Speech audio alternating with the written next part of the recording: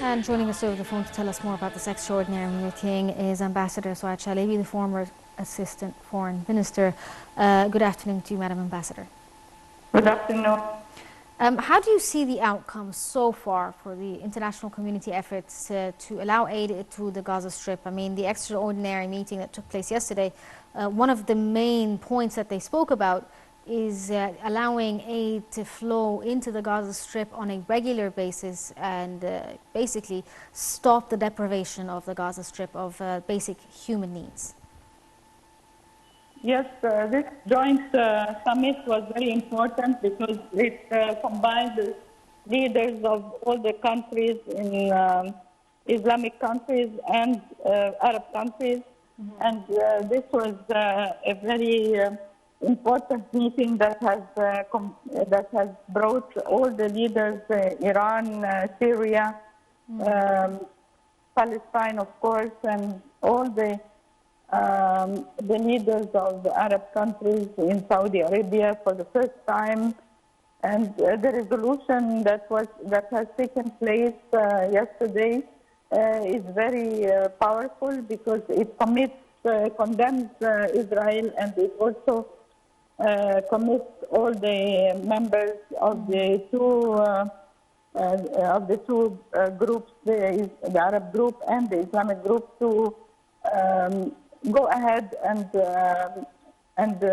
investigate all the crimes that have been taken by Israel in the Gaza Strip, and also to start pushing the Security Council for the immediate ceasefire, because the humanitarian crisis and the catastrophe that is happening is very crucial and is taking lives every day.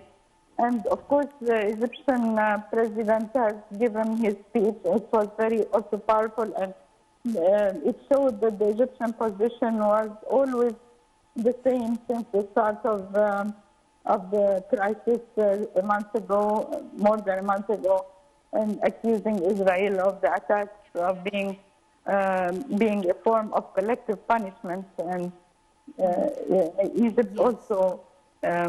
But Madam Ambassador, they also spoke about, I mean, the fact on the ground is, like you were saying, it's collective punishment and a lot of other things, but also they spoke about how the joint summit can somehow take actionable steps towards holding the Israeli government legally responsible for what's happening by taking these allegations to the International Criminal Court.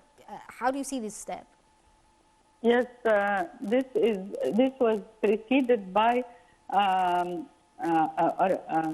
commitment also to the media, because they have to prove all these allegations by media, and that is why they have formed a group of countries who have to employ experts in media in order to have all these crimes documented by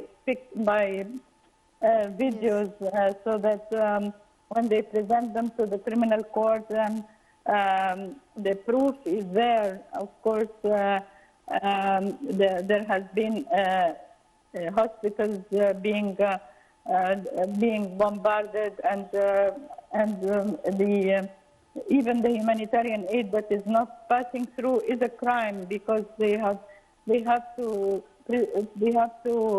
provide food and security for the civilians who are living in Gaza. It's not enough that they ask them to move to the south, because even this is not a human right to be displaced from their own homes. Yes. To move to another place and leave all their belongings behind. Madam Ambassador, this is, as we said, an extraordinary meeting that involved not just the Arab League, but also the Islamic nations, including many nations within the African continent that are not North African and are not considered Arab. How do you see the African role when it comes to supporting the rights of Palestinians? We've seen a lot of different countries, not necessarily just the Islamic ones, take actionable steps in terms of condemning what's happening and speaking out against occupation?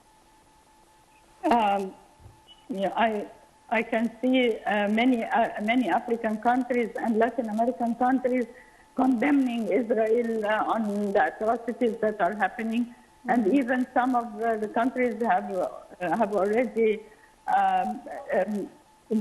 cut relations. They aborted relations with Israel, and they have asked all the embassies to negotiate. To come back home and not to deal with any Israeli company or economic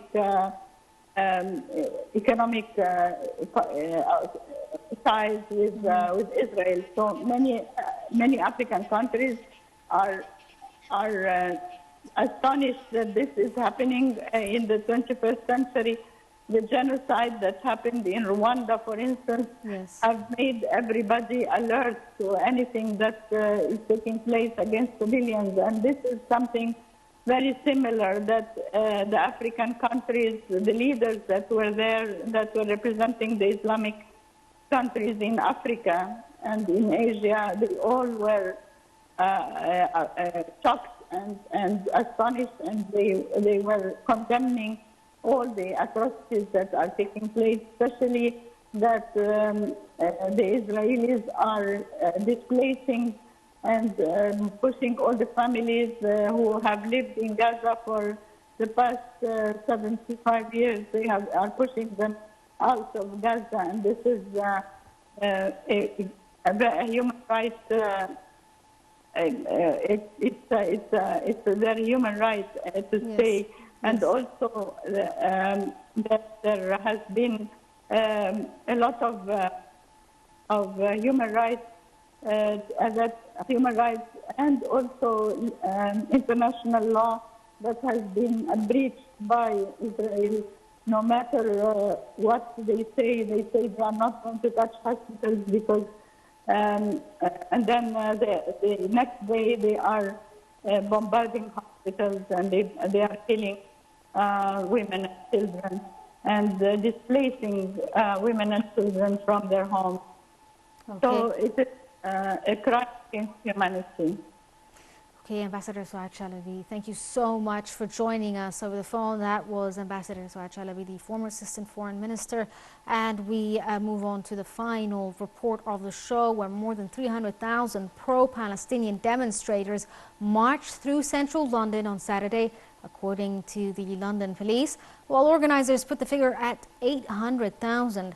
The Israeli aggression has ignited marches and protests across the globe.